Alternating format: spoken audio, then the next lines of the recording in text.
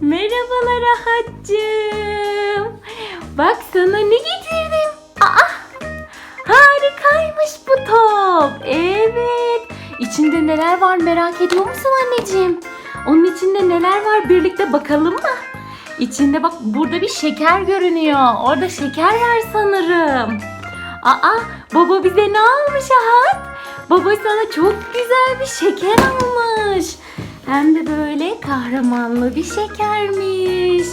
Aa, çok güzel. Ben çok beğendim. Biz şimdi bunu birlikte açalım, tamam mı anneciğim? Şekerin içinde neler varmış? Birlikte bakalım. Çünkü çok güzel bir şekere benziyor. İçinde oyuncak mı var? Hiçbir fikrimiz yok. Ahat da çok merak ediyor. Hadi hep birlikte bakalım. Evet, biz şekerimizi açıyoruz. Bir dakika. Ahat'cığım, bakar mısın? Bu kocaman, o da şekermiş, evet. Bakalım burada neler var? Burada yapıştırmalar var, etiketler var. Çok güzel. Bir de kartlar varmış. Ahat, bakar mısın? Kartlara bakar mısın? Çok güzel anneciğim, değil mi?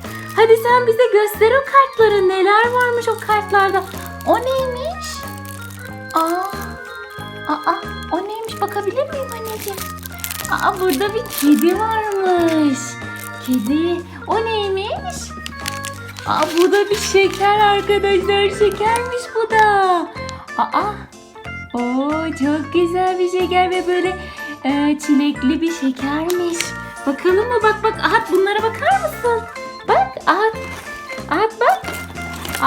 Çok güzel. Böyle kırmızı bir kutunun içinden kahramanlar çıktı. Ve biz bu çizgi film karakterlerini ilk kez görüyoruz, değil mi anneciğim? Çok merak etti Ahat.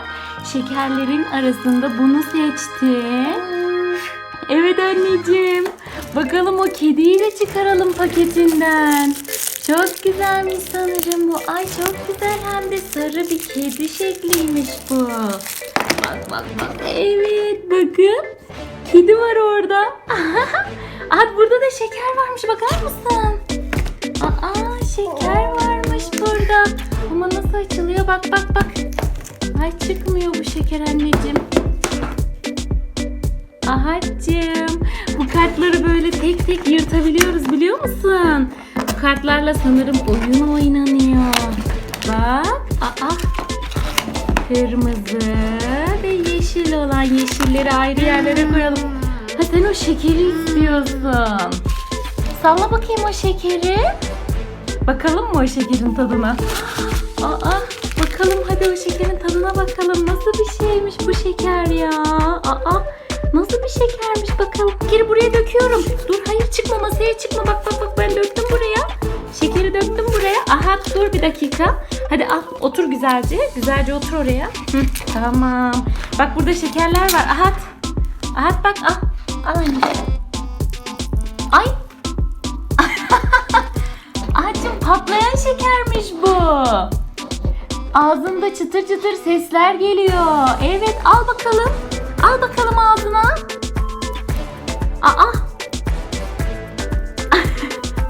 Beğendin mi peki?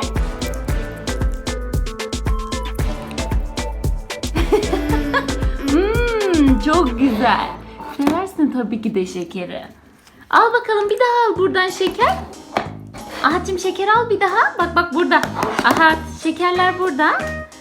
Bu içinden böyle kartlar çıktı. Ondan sonra kocaman bir şeker var. Sonra bir de burada çilek aromalı patlayan şeker çıktı. Çok ilginç şekeri. Tatmak istiyor tekrardan. Al bakalım, burada bir daha var şeker. Al bak, buradan alabilirsin. Hadi al bakalım.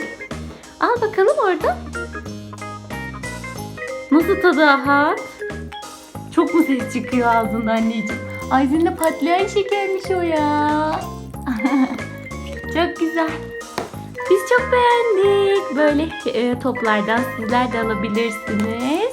Çok güzel oyuncakçılarda bu toplar mevcut.